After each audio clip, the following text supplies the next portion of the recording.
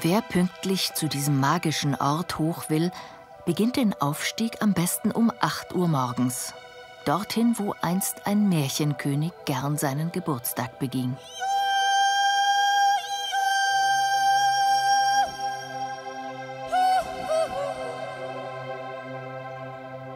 Ja, es ist Tradition einfach und ja, als Bayer muss man dabei sein.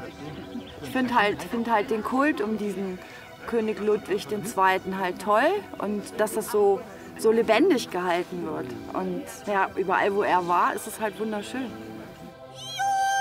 Es ist der 25. August, Ludwigstag. Oben wird gleich die traditionelle Messe beginnen.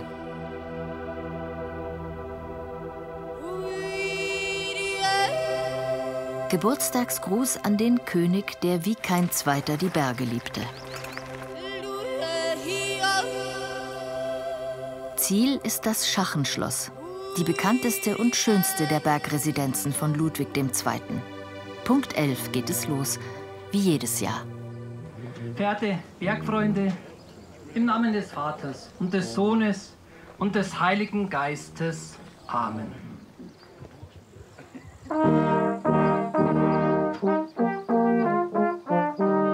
Ja, also zwischendurch kann man da natürlich was mit anfangen, aber das wäre mir jetzt, sein Lebensstil wäre mir zu einsam.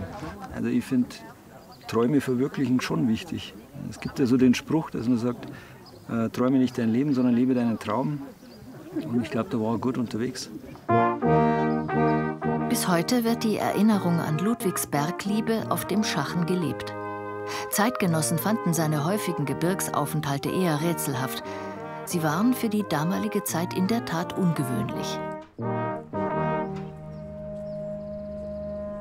Was ihn dorthin zog, beschrieb er selbst einmal so.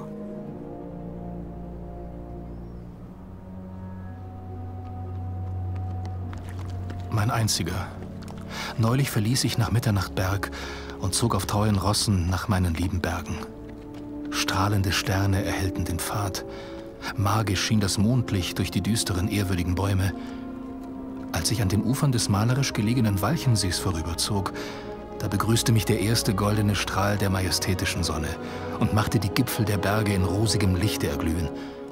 Töne der Verklärung aus Tristan umschweben mich. Entzücken das geistige Ohr.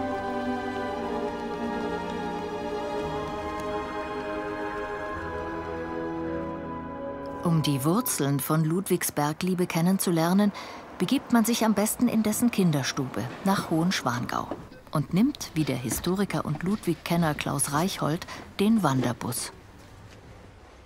Ich bin in der Tat oft auf Ludwigs Spuren unterwegs, einfach weil ich die Orte sehen möchte, wo er gewesen ist, wo er sich aufgehalten hat. Die Bergbegeisterung, denke ich, war ein Erbe seiner Eltern, insbesondere, glaube ich, seiner Mutter. Wenn die in Hohenschwangau den Sommer oder einfach ein paar Urlaubswochen, würden wir sagen, verbracht haben, dann sind die sehr gerne zum Beispiel nach dem Mittagessen in die Bleckenau gefahren. Und von der Bleckenau aus sind die auch losgegangen und haben alle möglichen Bergtouren unternommen und da war er dabei. Mal in der Kutsche, mal hoch zu Ross ging es in das Hochtal. Ludwig und sein Bruder Otto kannten es seit ihren Kindertagen. Es war eines der Jagdreviere ihres Vaters Max II. Mit Reitwegen, Pirschhütten und einem Schweizerhäuschen, ein Geschenk von Max für Ludwigs Mutter Marie. Jahre zuvor hatte sie bereits als erste Frau den Watzmann erklommen, eine wahre Gebirgspionierin. Nun zog die Königin von der Bleckenau aus mit Kronprinzen und Hofdamen im Schlepptau zu schweißtreibenden Fußpartien auf die umliegenden Gipfel hinauf. Auch Ludwig kehrte später immer wieder in die Bleckenau zurück. Von außen ist die Hütte bis heute kaum verändert.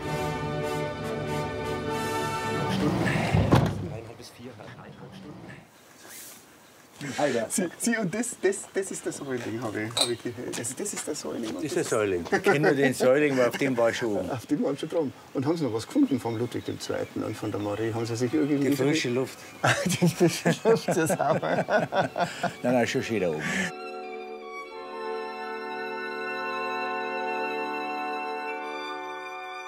Wie freue ich mich, dich wieder zu begrüßen, du stilles Haus nach langer, langer Zeit. Vergnügt begrüße ich dieses Baches friedlich fließen, euch Bäume und euch Berge weit und breit.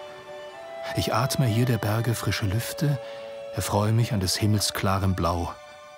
Es grüßen mich der Blumen süße Düfte, auf ihren Blättern liegt des Himmels frischer Tau. So sag ich dieser Gegend nun, der Heeren, mein Aufenthalt wird lange noch hier währen. Ludwigs Bruder Otto schreibt am gleichen Tag in das gleiche Buch: Eben trug Fürst Taxis mit Kellnerpraxis Kaffee und Butter uns zum Futter. Otto. Und manchmal haben sie sogar hier übernachtet und dann wurden Matratzen ausgelegt. Also das war natürlich ganz unerhört, dass die Königsfamilie auf Matratzen nächtigt. Aber es scheint ja also zuweilen wirklich sehr ungezwungen zugegangen zu sein. Und ich glaube, was ganz wichtig ist hier, ich denke, in München war die Familie unter Beobachtung gestanden. Da wurde repräsentiert, da wurde regiert.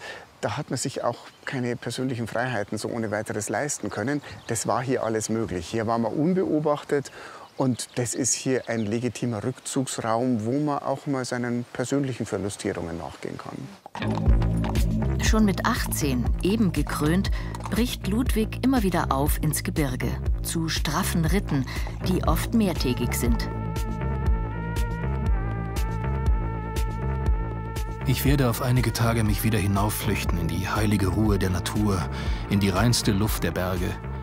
Dort werde ich endlich wieder aufatmen können, nach den Mühen bewegter Tage, lästiger Besuche.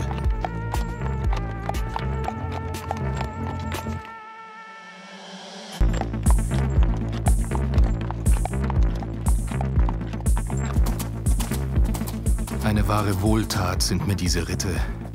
Neu gestärkt werde ich nach München zurückkehren und mich der Geschäftstätigkeit widmen.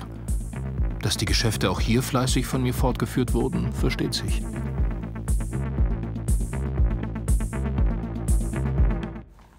Bald nutzt Ludwig auch die Jagdhütten seines Vaters. Zu einer, der am Hochkopf, ist gerade Sepp Schleicher, ein ausgewiesener Ludwig-Fan, mit seiner Frau auf Tour.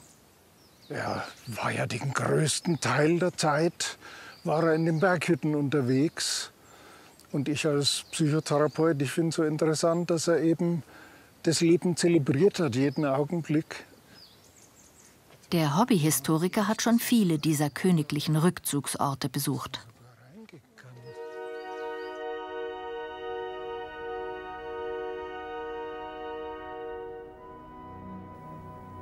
Hier wohne ich in einer stillen und trauten Hütte, umgeben von herrlichen Tannen mit frischem Grün geschmückt. Durch eine Lichtung blicke ich in herrliche Fernen. Berge und Täler liegen vor mir ausgebreitet. Ich lese über den Ring des Nibelungen und über thüringische Sagen.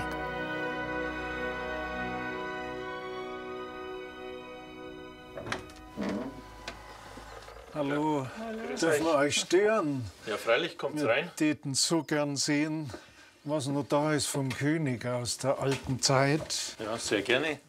Herbert Petsch von der Alpenvereinssektion Vierseenland ist hier heute der Hausherr.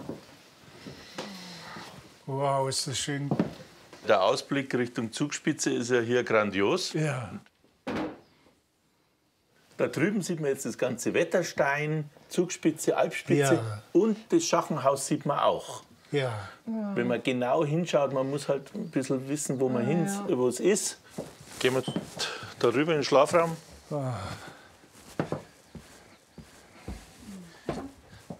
Diesen Sesselherd hier, der ist Baujahr 1850. Ah, der hat den König da noch erlebt. Es ist leider so, wenn man da Feuer macht, wird es nicht so besonders warm und es raucht immer leicht raus und ist das ganze Zimmer verraucht und darum haben wir den dazugestellt. Das zeigt, wie spartanisch der König eigentlich hier gelebt hat. Ganz einfach. Ja. So, das ist auch der Wagner. Ja, der hat ja hier auch ein paar Tage verbracht, aber war nicht sehr glücklich hier oben, weil so schlechtes Wetter war. Der vom König geförderte Komponist hat in München gerade Tristan und Isolde uraufgeführt. Begeistert plant Ludwig, für Wagners neue Musik ein modernes Opernhaus zu bauen. Das stößt in München allerdings auf Widerstand. Bald darauf muss Ludwig den Maestro ins Exil schicken. Der Ludwig war natürlich tief traurig, dass die Münchner nicht erkannt haben, was für eine große Chance das gewesen wäre.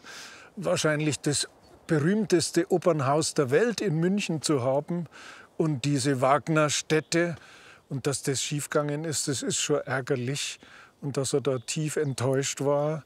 Sein erstes großes Projekt, was er eigentlich als König verwirklichen wollte, dass das so schief gegangen ist.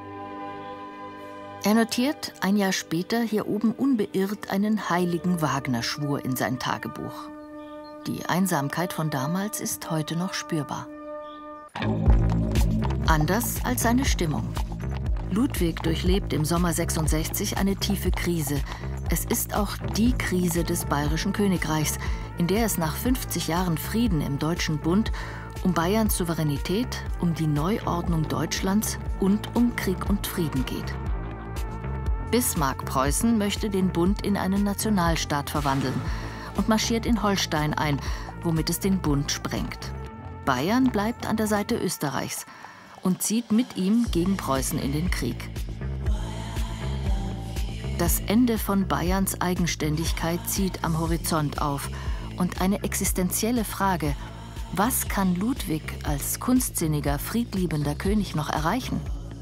Lieber abdanken als mobil machen, sagt er und fragt den im Exil befindlichen Wagner per Bote verzweifelt um Rat.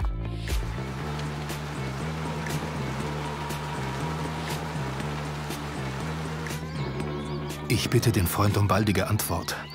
Dies ist nicht die Eingebung flüchtiger Aufwallung.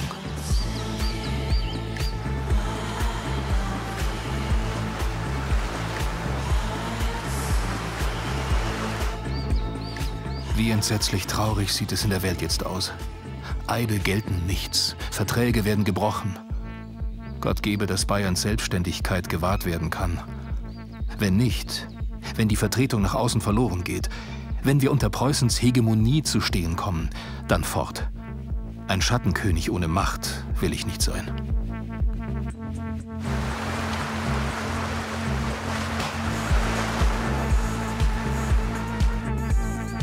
Nicht die schwierigen politischen Verhältnisse treiben mich. Das wäre Feigheit.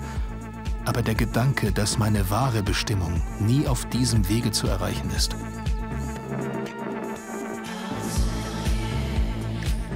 Drei Monate später hat Bayern den Krieg verloren. Und Ludwig sitzt wieder im Sattel. Er ist unterwegs zu seinem Lieblingsberg, zum Herzogstand, direkt am Walchensee.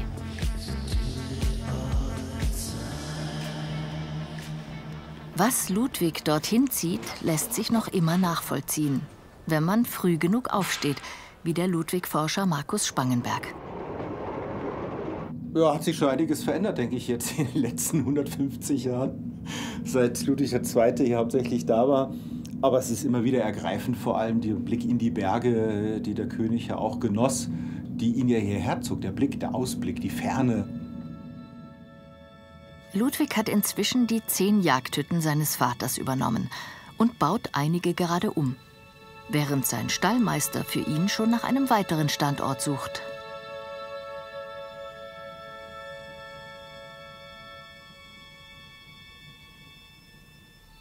Majestät beabsichtigen, sich in diesem Jahre im Bayerischen Gebirge noch eine Jagdhütte zu bauen, ähnlich der am Herzogstand.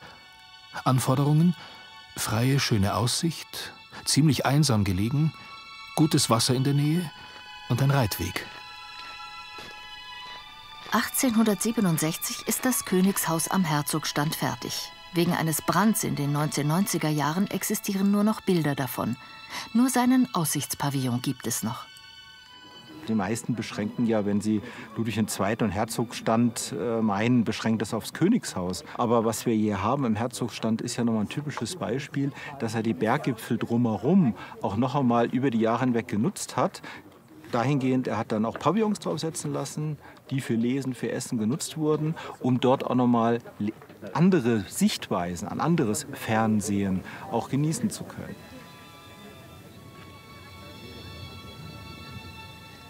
Ludwig II. Ist per se ein Mensch, den man sich als hochästhetisch schauenden Menschen vorstellen muss. Er hat Menschen seines Umfeldes, die er ästhetisch schön fand, auch sehr gemocht. Die Schlösser sind für ihn natürlich der Ausdruck der höchsten Ästhetik. Und die höchste Ästhetik letztlich haben wir hier in der Natur, weil es eben Gottes Schöpfung ist. Noch einen besonderen Ort sucht Ludwig sich nun für seine Gebirgsaufenthalte, den Säuern über Krünn. Seine Bergfahrten nehmen allmählich organisierte Formen an. Für des Königs Versorgung auf 1600 Metern wird eigens ein Lakaiensteig angelegt. Euer Hochwohlgeboren, ich erlaube mir, die gehorsamste Bitte betreffs der Reisekappen anzufügen, da jetzt lange Partien sind und die Hitze am lästigsten wird, mit den bordierten Hüten den ganzen Tag zu fahren und Berge zu besteigen.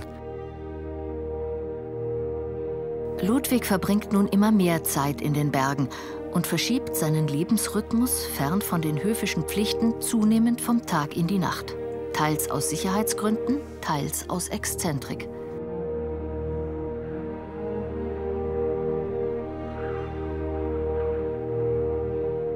Er will die Bergwelt so noch intensiver und romantischer erleben.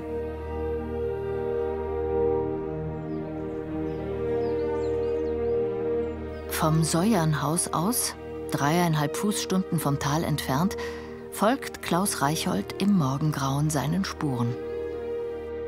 Also ich denke, dass das im Grunde genommen so eine Art hochalpines Disneyland für ihn war.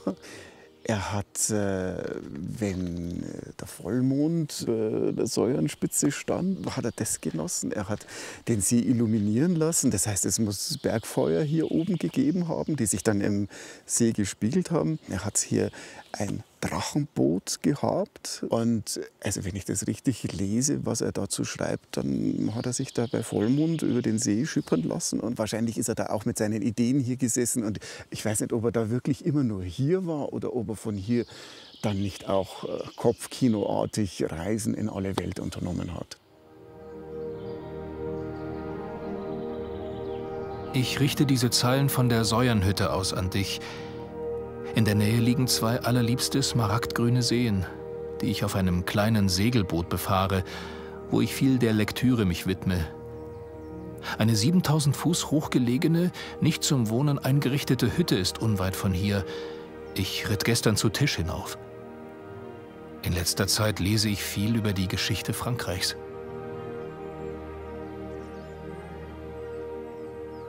Tatsächlich scheint es ihm da oben so gut gefallen zu haben, dass er da nicht nur raufgeritten ist, um wieder runter zu reiten, also wirklich nur um den Sonnenaufgang anzuschauen und nur für ein paar Stunden, sondern er hat sich dann später auch das so einrichten lassen, einschließlich einer Küche, dass er dort übernachten konnte, also auch mit einer Waschgelegenheit.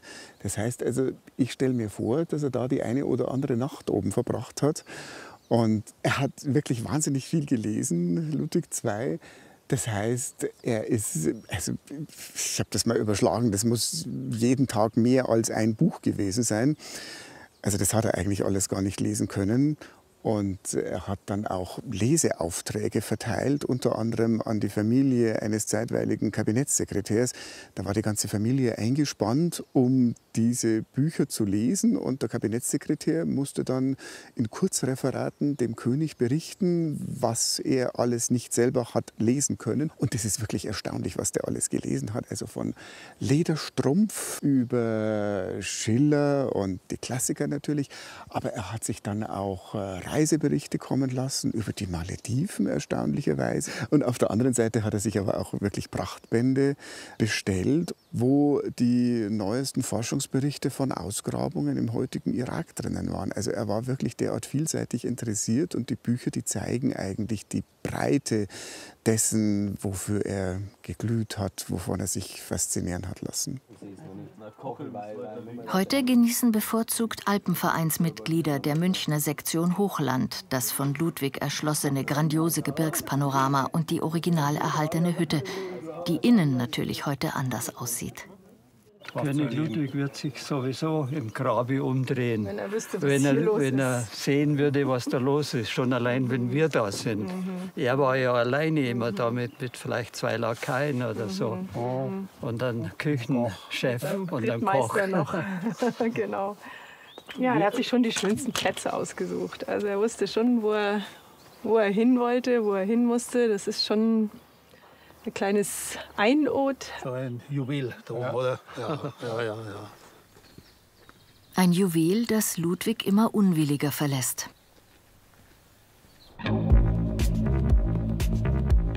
Ludwigs Leiden an der Politik und seiner Zeit beginnt.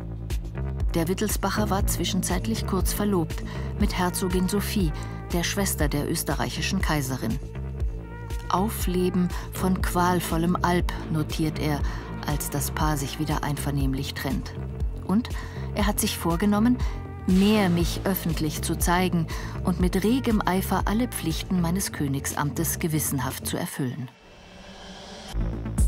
Zugleich berichtet der preußische Gesandte an Bismarck, dass man sich in München bemühe, den König um alle Popularität zu bringen, vielleicht gar für verrückt erklären zu lassen und die Thronbesteigung des Sohns des Prinzen Luitpold vorzubereiten.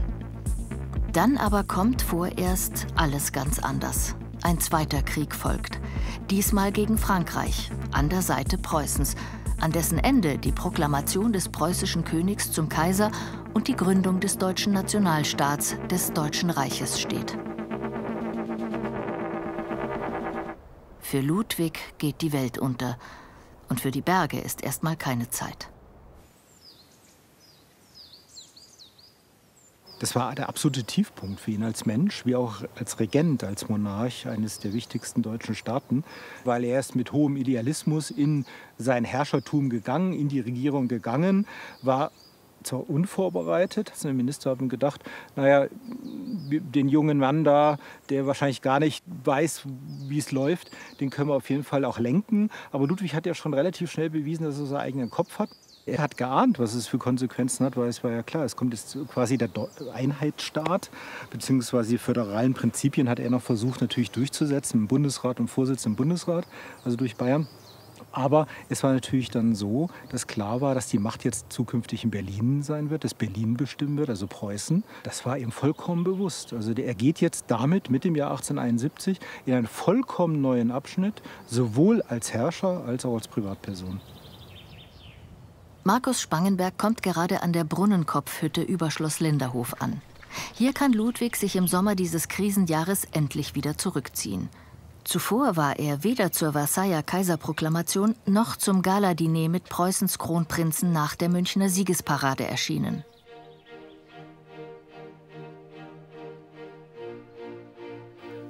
Innig geliebter großer Freund, fern der heillosen Politik, die mit ihren Polypenarmen mich umschlingen will und jede Poesie so gerne gänzlich ersticken möchte, richte ich diesen Brief an Sie auf der Höhe des Brunnenkopfs.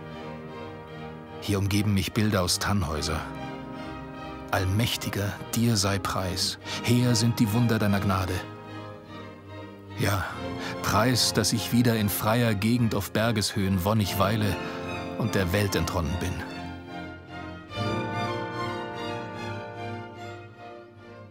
Und gerade bei Lohengrin, auch Tannhäuser, es geht ja immer um Gott. Wie entscheidet Gott? Was macht Gott mit jemandem? Wie lenkt er ein oder auch eben nicht?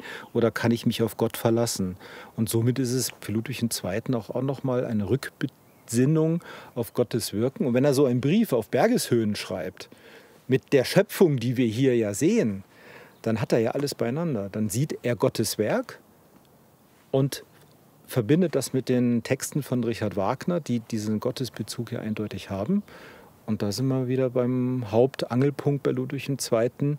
Alles kommt von Gott.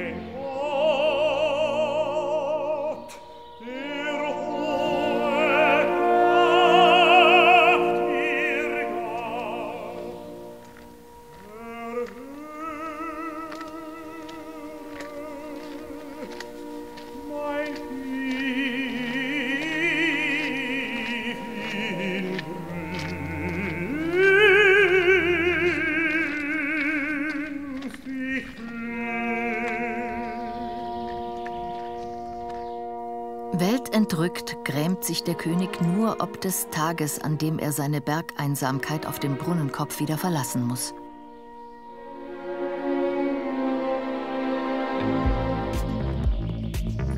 Tatsächlich kehrt Ludwig im Juli 71 in seine Sommerresidenz in Schloss Berg zurück. 12 Tage darauf geht es ins Vorkarwendel auf den Grammersberg. Von seinem Bergsitz stehen heute nur noch die Mauerreste. Ludwigs Energie fließt jetzt in seine eigenen Projekte.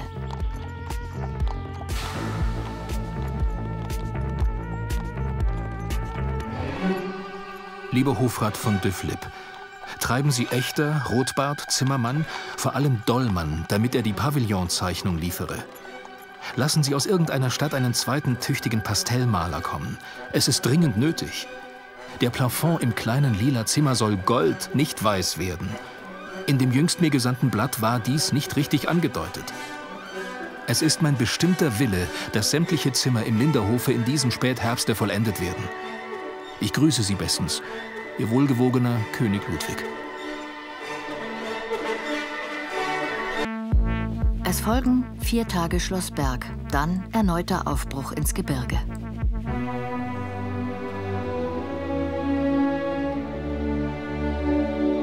Auf der Schöttel zu Mittag, Fahrt auf dem See im Mondenglanz, las über Alhambra, am 3. hinab, rasche Fahrt, später nach dem Schachen, Vorbereitung zum großen orientalischen Zimmer gesehen. Dazwischen eine Übernachtung in Krünn, wo er den Gasthof als Verbindungsstation für seine Regierungsgeschäfte in München nutzt. Solche Talstationen hat er für alle seine Berghütten. Dann Rückkehr nach Schloss Berg. 7 Tage später rastloser Wechsel zum Herzogstand und ein Brief.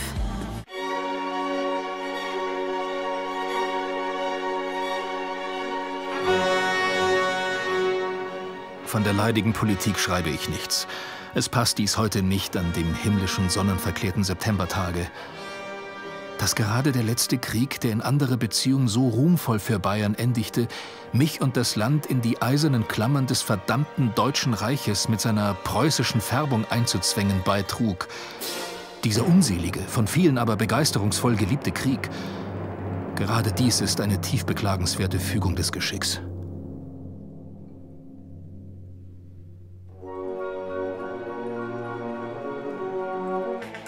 Ludwigs Bergfahrten erfolgen zunehmend nach einem fixen Kalender, der von Mai bis Oktober reicht. Bis zu 60 Tage im Jahr verbringt er in den Bergen. Im Juli sind das Ammergebirge und Linderhof an der Reihe. Am Ende des Jahresplans traditionell das Risstal an der Tiroler Grenze.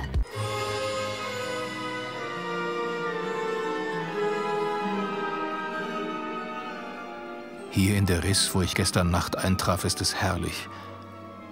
Leider befindet sich der Herzog von Coburg noch in der Hinterriss, der aber schon morgens auf die Jagd geht und um 8:30 sich zu Bett begibt. So hoffe ich, ihn vermeiden zu können.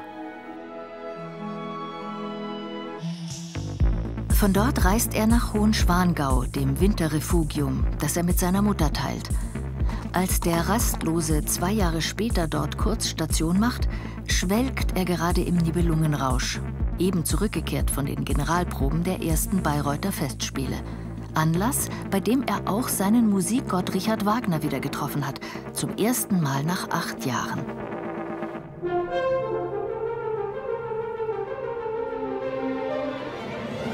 Ha, jetzt erkenne ich sie wieder, die schöne Welt. Dies rufe ich im Begeisterungssturm mit Tannhäuser aus. Sie sind ein Gottmensch, der wahre Künstler von Gottes Gnaden, der das heilige Feuer vom Himmel auf die Erde brachte, um sie zu läutern, zu beseligen, zu erlösen. Ich bin in einen solchen Rausch nie empfundener Beseligung versetzt, dass Sie selbst, großer, unvergesslicher, Ihre Freude daran hätten, könnten Sie einen Blick in meine Seele werfen. Glückliches Jahrhundert, das einen solchen Geist in seiner Mitte aufsteigen sah.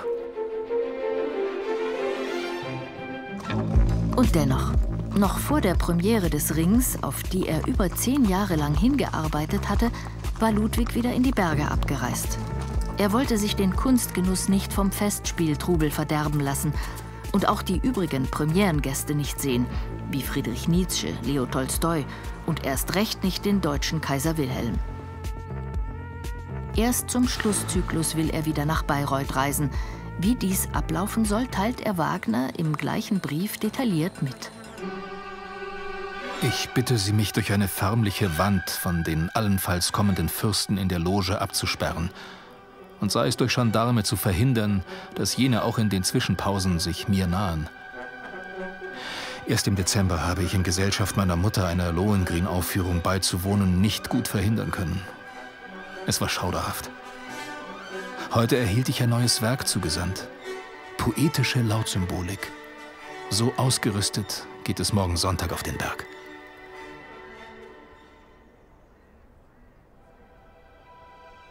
Es ist der Tegelberg, den Ludwig meint. Heute teilen seine Bergsehnsucht bevorzugt Wanderer und Gleitschirmflieger, die sich von hier oben aus seine Königsschlösser aus der Vogelperspektive anschauen.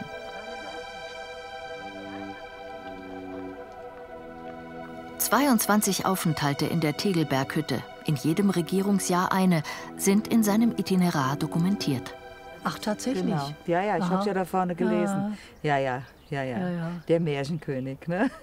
Aber nicht alleine, oder mit seinem Arzt oder mit einem Freund, oder war er wirklich ganz allein? Ganz alleine? Also auf jeden Fall hat er im falschen Leben gelebt, glaube ich. Der hätte wahrscheinlich eine andere Rolle besser ausfüllen können. Und eben in den Bergen und in der Natur und in seiner Kunst wäre er wahrscheinlich glücklicher geworden.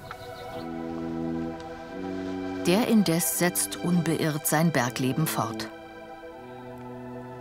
Vom Tegelberg fährt er hinunter nach Linderhof, wo er die Gründungsurkunde des Münchner Maximilianeums unterzeichnet und reist wie jedes Jahr zur Feier seines Namens und Geburtstags am 25. August zum Schachen. Ein Jahr darauf berichtet er Wagner davon.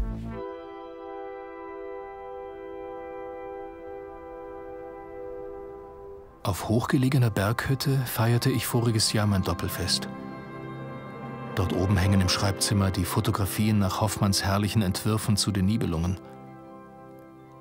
Die Hauptfeier des Tages bestand für mich im Versenken in San Martés so hochinteressantes Buch über Wolframs von Eschenbach unsterblichen Parzifal, in das Vertiefen in die himmlische Sage vom Heiligen Gral und im Gedenken an Sie, Sie Quelle meiner höchsten, reinsten Wonnen. Dort ist inzwischen auch Sepp Schleicher, der Ludwig-Sammler, eingetroffen und sieht sich mit einem Gleichgesinnten, dem Kunsthistoriker Alexander Rauch, ein bisschen um. Und hier hat der König gefrühstückt, oft bei geöffneter Tür. Aber alles aus Zirbenholz. Ne? Ja, Zirbenholz. Ja. Man riecht's auch, man riecht's. Ja, immer noch, ja. Über eine hölzerne Wendeltreppe geht es hinauf in den ersten Stock, in Ludwigs Wunderwelt.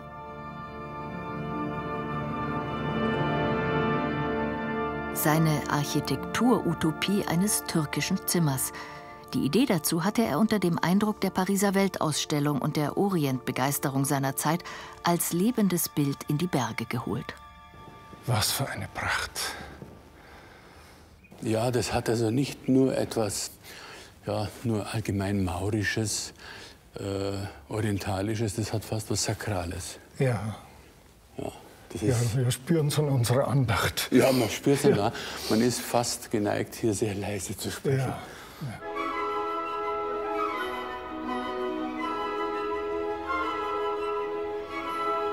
Hier zwischen zwei Fenstern saß in türkischer Tracht Ludwig II. Lesend, während der Tross seiner Dienerschaft, als Moslems gekleidet, auf Teppichen und Kissen herumlagerte, Tabak rauchend und Mokka schlürfend, wie es der königliche Herr befohlen hatte. Dabei dufteten Räucherpfannen und wurden große Pfauenfächer geschwenkt, um die Illusion täuschender zu machen. Eigentlich wurde nur der Tabaksqualm hin und her geweht. Wenn man jetzt die Rolle, die Ludwig sich selbst gegeben hat in seinen Refugien, in seinen Schlössern, dann muss man eines feststellen, und das kann man auch hier sehen. Es ist nicht so, wie man sich vorstellt, dass er sich hier als Fürst hat bedienen lassen. Es ist hier kein Thron eines Herrschers oder eines Mufti oder eines Sultans, sondern er ist hier selbst Gast in einem fremden Ambiente. Ja. Und die Kunst ist die Majestät hier. Ja, die Kunst an sich ist eigentlich die Hierarchie, der wahre Herrscher. Ja. Aber das ärgert mich oft, dass man ihn darstellt, als wäre er interessiert an einem politischen Absolutismus. Genau. In Wahrheit geht es nur darum, dass die Kunst das Absolute ist und dass er der Kunst dient. Ja, dass die Kunst sozusagen auch das Volk belehrt und dass es das Volk bereichert und die Politik beflügelt. Ja. Aber man wünscht sich solche Herrscher, die öfters die Entrückung suchen, um einen klaren Gedanken zu fassen. Ein paar Schritte weiter findet sich noch immer der Ort, an dem der König gerne ein anderes Schauspiel zelebrierte. Auch das romantische Entrücktsein in extremer Gebirgslage war, wie das lebende Bild, zu seiner Zeit ein beliebtes Sujet. Es findet sich in Richard Strauss' Alpensymphonie ebenso wie in Nietzsches Zarathustra wieder. Ludwig hat das Entrückungserleben am Schachen allerdings perfektioniert. Mit einem Belvedere, das er sich wie eine Loge direkt vors Wettersteingebirge platzierte. Naja, im Vergleich zu diesem Bild, was man immer entwirft, der prunksüchtige, wahnsinnige König, der sich berauscht an großartigen Bauten. Die Wahrheit ist, hier saß Ludwig stundenlang und hat nur das Spiel der Wolken betrachtet.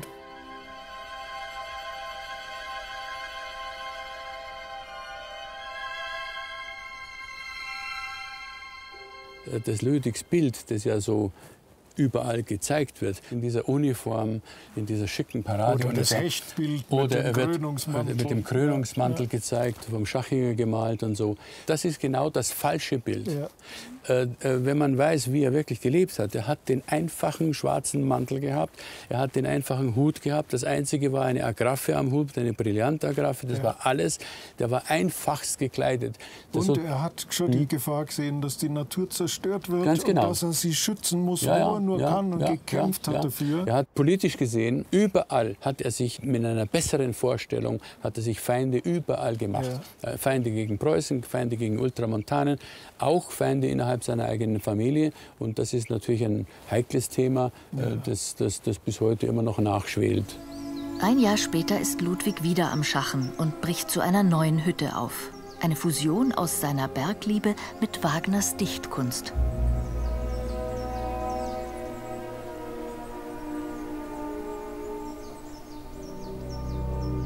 Ich begebe mich morgen wieder nach dem geliebten traulichen Linderhofe auf einige Tage, um dort auf hoher Linde und im heimlich mitten im Walde gelegenen Hundingshause, das ich im vorigen Jahre erbauen ließ, in fesselnde Lektüre mich zu stürzen. Im nämlichen Walde ließ sich diesen Sommer eine Einsiedlerhütte, an einen Felsen gelehnt, errichten, wie jene von Gurnemanns, nahe einer Wiese, die im nächsten Jahre zur blumigen Aue sich verschönern wird. Eine Quelle fließt dicht dabei. Schüler des Murnauer Staffelsee-Gymnasiums auf Ludwigs Spuren.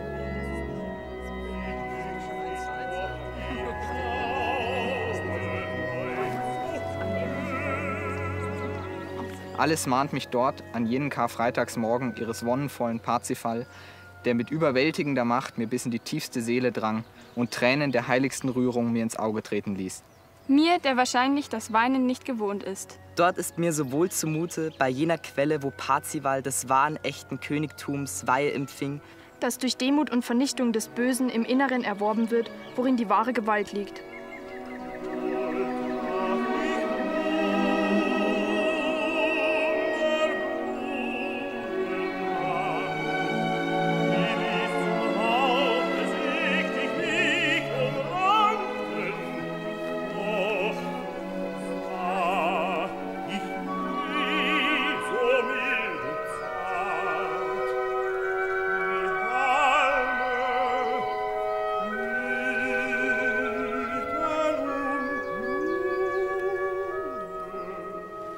Die Idee ist jetzt folgendes. Ihr geht jeweils euer Gebäude suchen, euren Teil. Ihr findet das auf diesem Katasterplan mit den Parzellen. Wir sind hier Auf der Hundinghütte, auf dem Fundament. Die Inspiration zu Hundinghütte und Gurnemanns Klause stammt von Bühnenbildern für die Walküre und den Parsifal.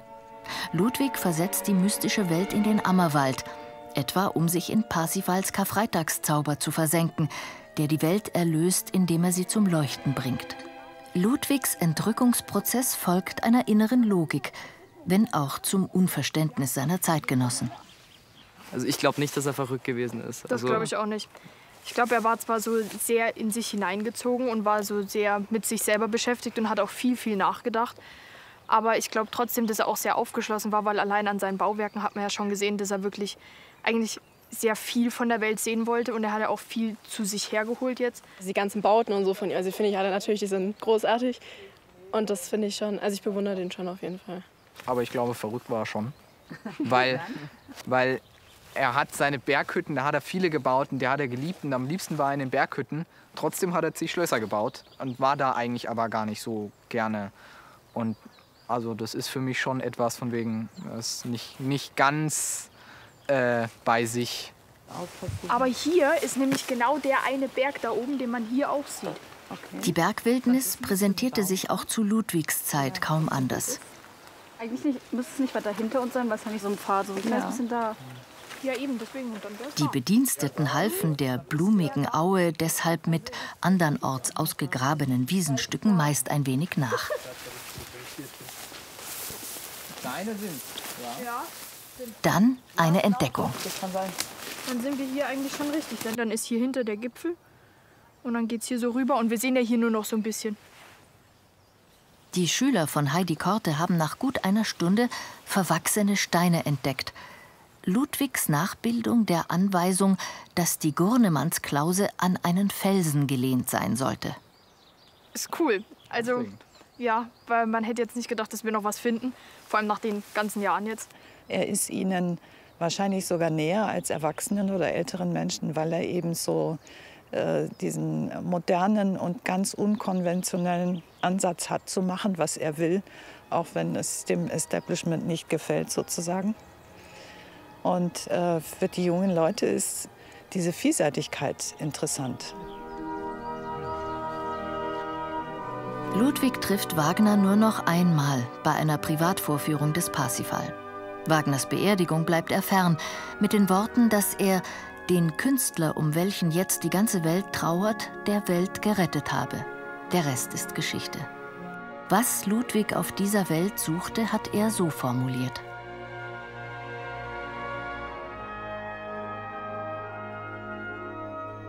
Ich lernte die Menschen kennen. Da sah ich, wie weit sie von allem entfernt waren, was als heiß ersehntes Ziel vor meinem Geiste stand. Das Idealreich. Es ist das Reich, in dem Gerechtigkeit herrscht. Das Reich, darin Glaube, Treue, Freundschaft und Dankbarkeit erglänzt. Es ist also das Reich, allwo die Schönheit strahlt. Die Schönheit.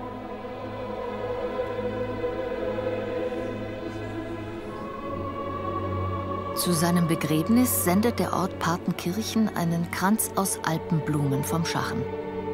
Aus seinen Residenzen, auch aus den Berghütten, werden alle persönlichen Dinge entfernt.